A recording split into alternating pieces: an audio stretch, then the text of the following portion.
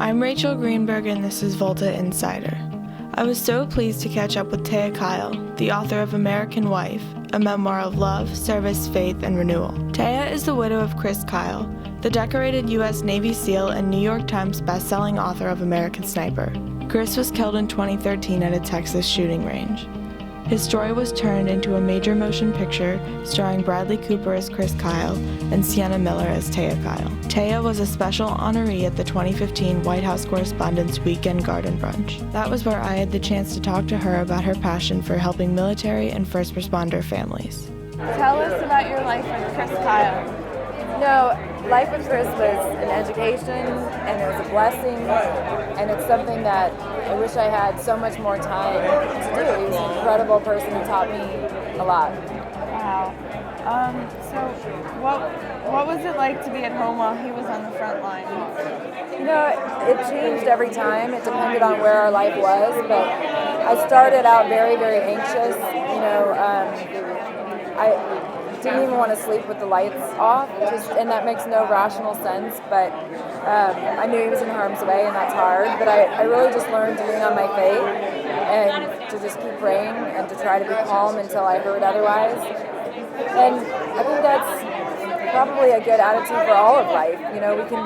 We get worked up about things and we worry about the future, but the bottom line is we don't really have control of the future, and whatever your faith is, if you leaned into it, I think it's extremely powerful, and doesn't make it go away, but it makes the anxiety go down quite a bit. Wow.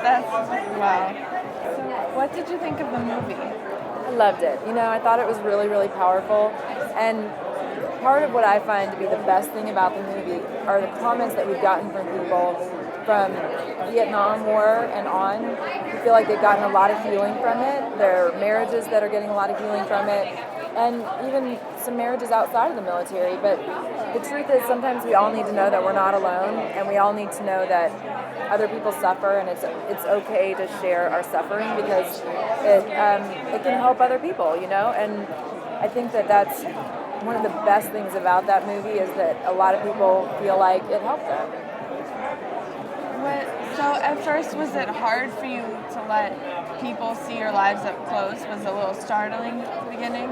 It is. I think that it's a very vulnerable feeling sometimes to let people know your flaws, and we live in a society where we think that everything's supposed to be perfect, or it's airbrushed, or it's edited, and I think there's a real beauty to just being a real person, and you can draw a lot of strength and a lot of confidence from just putting yourself out there and saying, I'm not perfect, but I'm doing my best. I think it's been very freeing in some ways.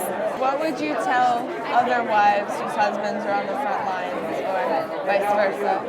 Yeah, I don't know that they could probably give me a lot of advice, and I think that maybe that's the thing, is just to have those dialogues and those conversations, to not ever think that they're alone. I used to think sometimes that I might be the only one who thought a certain way, and if they can share with each other and be vulnerable with each other, or their neighbors and their friends, I think that you don't have to be in the military to get an understanding of this anymore. And so I would say to keep your friends close no matter what state they live in, to keep your lines of communication open, and to keep fighting on.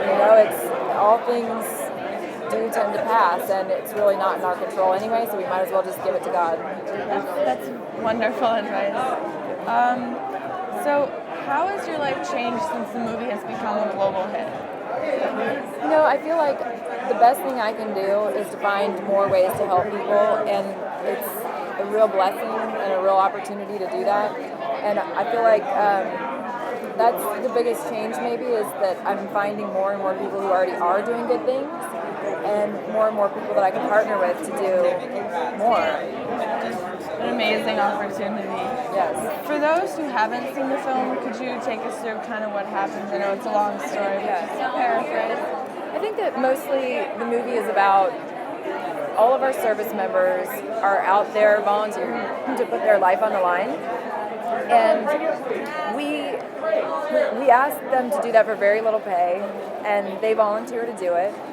And then they have a family element that they also have to struggle with. So they not only have the battlefield overseas or wherever it is that we choose to send them as a country, but they have the battlefield at home too that they're trying to manage.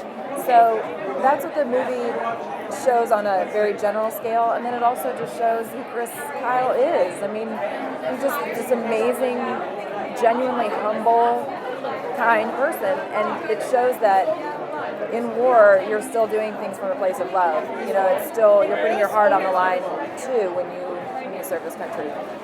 When you first started writing this book, were you kind of shaky on it? Were you just full supporting? Did you think it was a good idea? Well, I knew he had to do it because other people were going to write a book about him if he didn't. And I knew that it was hard for him, and I knew it was uncomfortable because he did not like the spotlight at all. And I knew that we were going to be putting some of our own struggles out there, and that's vulnerable.